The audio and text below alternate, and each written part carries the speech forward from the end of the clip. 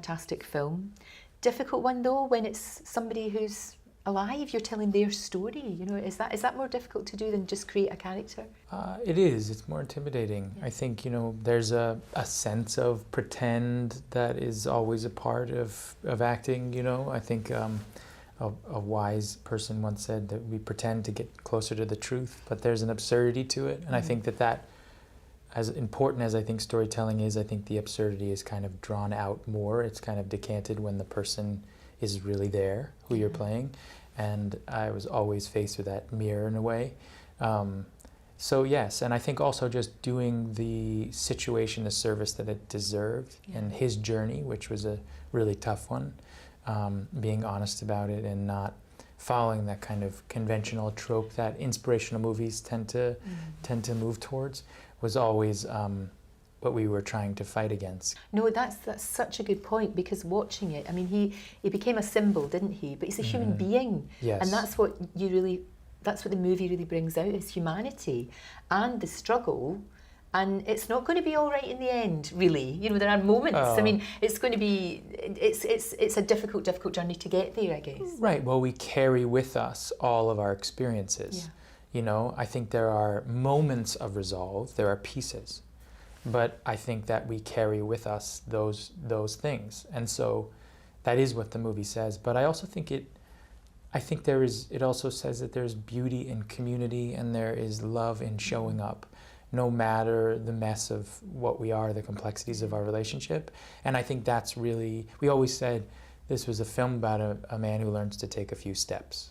Yeah, that's a really good way of putting it. And Absolutely. how we tend to, particularly in films, all over the place, sensationalize these we want big moments. We want moments where superheroes and things like that can fly. But in truth, I think it is a superhuman effort for someone like Jeff to have actually gotten back up and walking again. It is amazing. He's a remarkable man. He says he was sucker punched, you know, and then I think that he had to recalibrate his entire life physically, mentally, and emotionally.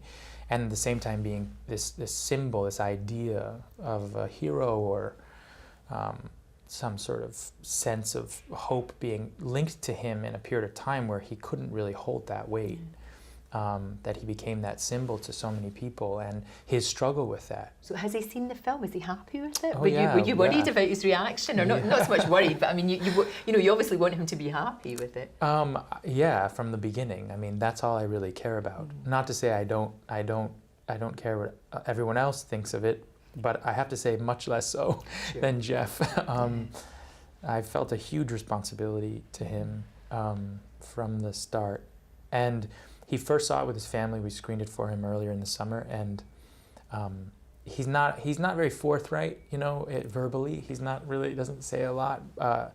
I texted him before and after, and then he saw it, and I said, "What'd you think?" You know, it was almost like I was like texting some, you know, girl you like, and you're like, so, you know, I shouldn't text her. Just let her go, let her be, you know. And then I was like, so what'd you think? You know, and he wrote me, "Good job." You know, in his that is effusive. That's really a good, coming from Jeff. That's a really good sign. Yeah. And his mom, you know, she walked out. He's apparently in a huff, saying, "You know, my apartment's not that dirty." So there's that. But it was. And then we saw it together. We premiered the film at the Toronto Film Festival, and we sat together and watched it together for the first time. And I don't think I've been as nervous for many things. There's an amazing moment at the end of that where there was a spotlight on him after the screening, and he turned to me and said, "What do I do?" I said, "Stand up." And he stood up, and 2,800 people in the auditorium stood up with him. I think it was after this movie they realized, after seeing it, the journey it took him to just stand up. And, you know, what an extraordinary feat that is.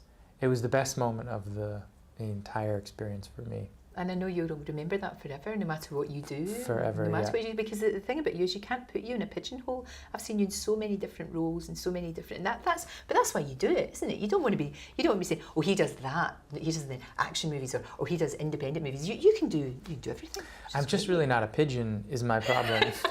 I don't know if I'm trying to do anything different. It's just I don't fit in the pigeonhole. I know. That's my problem. But I just you don't fit. I mean, I would be very happy in a pigeonhole, believe me.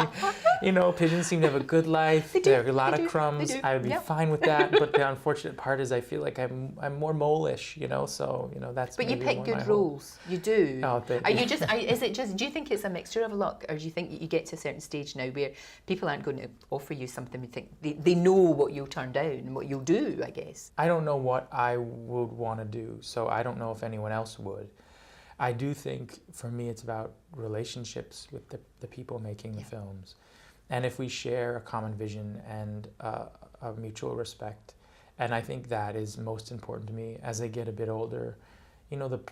If whatever you do for your life's work, I feel like that's very important, and that's time spent, and or time wasted, in certain cases.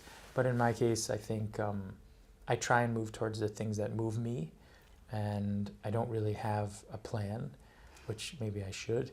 Man, has it been luck? Yes, absolutely.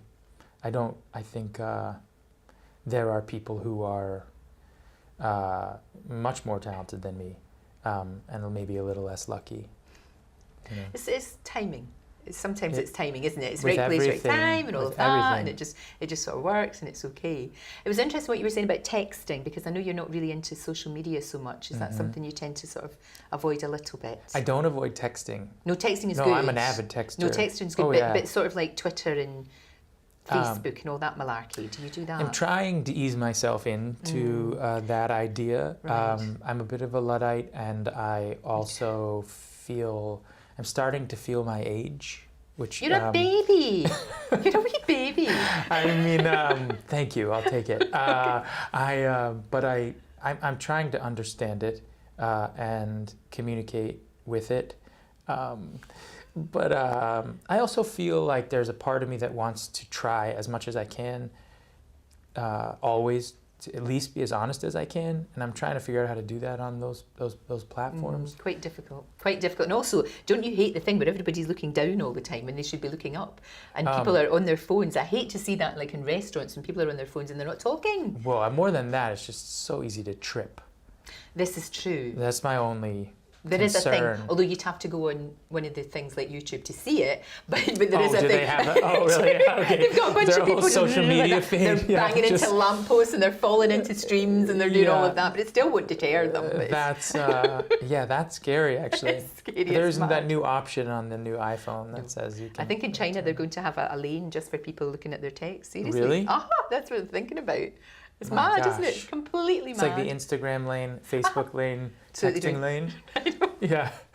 Listen, thank you for talking to us. We really, really appreciate it. And congratulations on the film. You've done him proud.